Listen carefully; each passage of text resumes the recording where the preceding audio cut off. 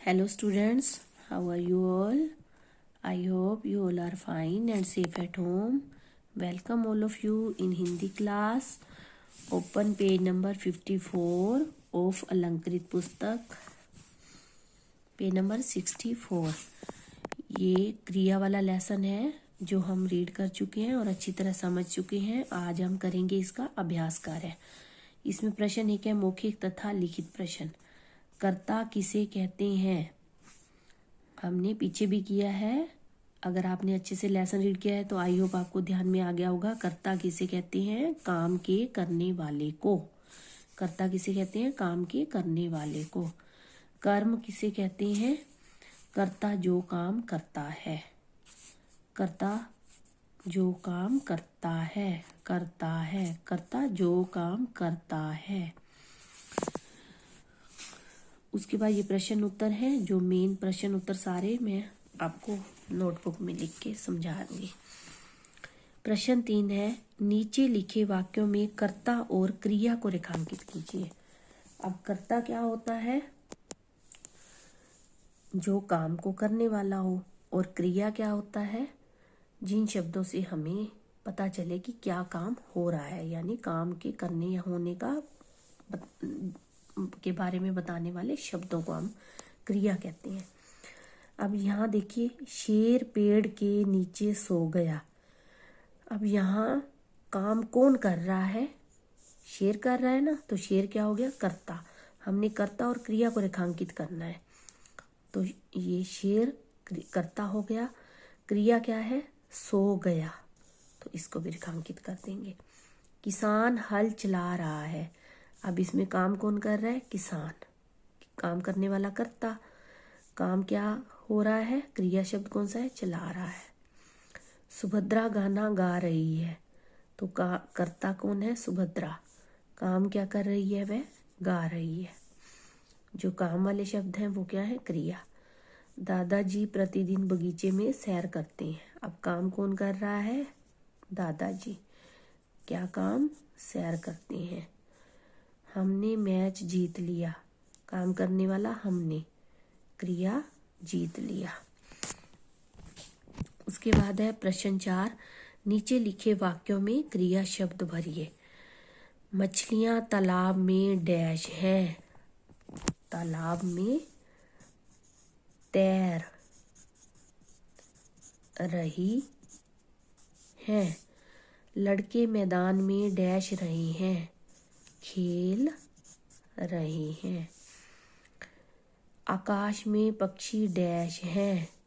आकाश में पक्षी उड़ रहे हैं। सुबह सूरज डैश है। सुबह सूरज उगता है। शिक्षिका कक्षा में डैश है। शिक्षिका कक्षा में पढ़ा रही है। प्रश्न 5 है, निम्नलिखित वाक्यों में सकर्मक क्रिया के सामने स और अकर्मक क्रिया के सामने अ लिखिए। सकर्मक क्रिया मैंने आपको बताया था क्या होता है। जिस वाक्य में हमें क्रिया के साथ कर्म भी मिलता है, क्रिया के साथ कर्म भी हो, वो होगी सकर्मक क्रिया।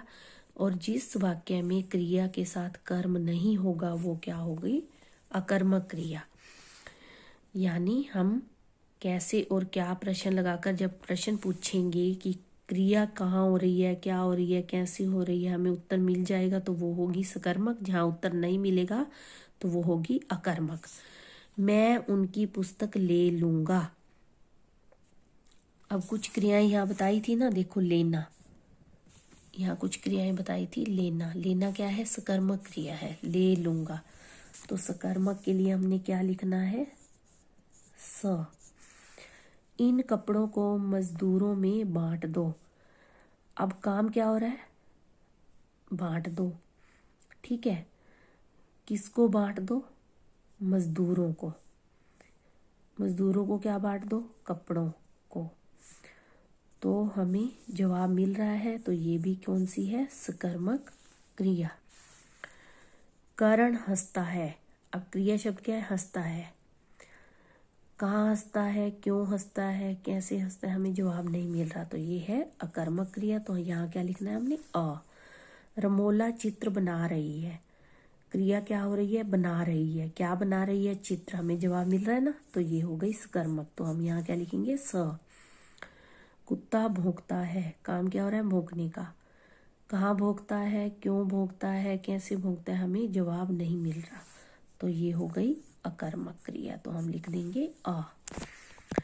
प्रश्न 6 है, निम्न क्रियाओं में, निम्न का अर्थ क्या होता है, नीचे, जो नीचे ये क्रियाएं हो रही हैं, बताइए कि कौन सी क्रियाएं होने वाली हैं और कौन सी करने वाली। मतलब मैंने आपको ये बताया था जब क्रिया वाला लेसन समझाया था, होने वाली जो अपने आप होती हैं और करने वाली जो हम में से व्यक्तियों के द्वारा या किसी पशु पक्षियों के द्वारा, किसके द्वारा, खुद की जाती हैं करने वाली। तो गुब्बारा फुलाना, अब गुब्बारा फुलाना अपने आप तो नहीं होता ना, ये किया जाता है, तो यहाँ क्या लिखेंगे हम, करने वाली। खाना परोसना, ये भी करने वाली है। नदी का बहना, ये अपने आप ही होती है, जैसे मैंने आपको उदाहरण दिया था, बारिश अपने आप होती है, तो ये क्रिया कौन सी है, होने वाली। टहलने जाना, ये करने वाली।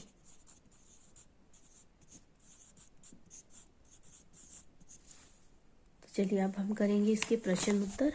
ये देखिए, प्रश्न 1 है, क्रिया किसे कहते हैं, जिस शब्द से किसी काम का करना या होना पाया जाए। जिस शब्द से किसी काम का करना या होना पाया जाए उसे क्रिया कहते हैं। प्रश्न 2 है, क्रिया के कितने भेद होते हैं, नाम लिखिए। क्रिया के 2 भेद होते हैं, मैंने समझाया था ना आपको, क्रिया के 2 भेद होते हैं, अकर्मक क्रिया, सकर्मक क्रिया। अकर्मक क्रिया, सकर्मक क्रिया। प्रश्न 3 है, अकर्मक क्रिया सकर्मक क्रिया तथा अकर्मक क्रिया में अंतर बताइए।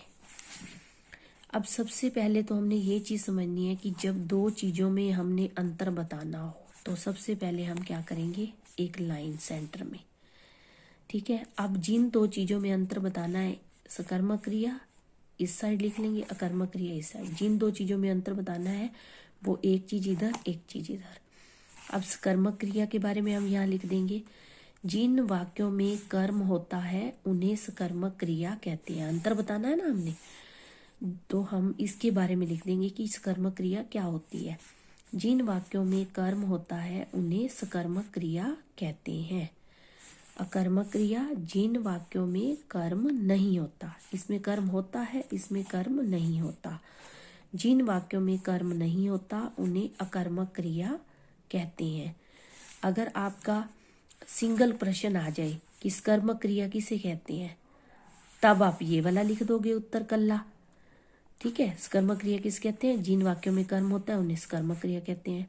अगर मान लो आपका प्रश्न ये आ जाता है, अकर्मक क्रिया किसे कहते हैं, तब आप ये वाला उत्तर लिख दोगे, जिन वाक्यों में कर्म नहीं होता है उन्हें, जिन वाक्यों में कर्म नहीं होता है उन्हें अकर्मक क्रिया कहते हैं।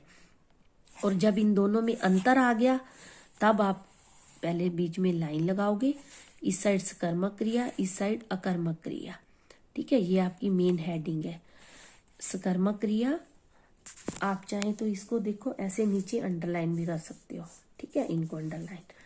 तो इस साइड सकर्मक क्रिया के बारे में लिख दोगे, इस साइड अकर्मक क्रिया के बारे में। आई होप आपको इतना समझ में आ गया होगा।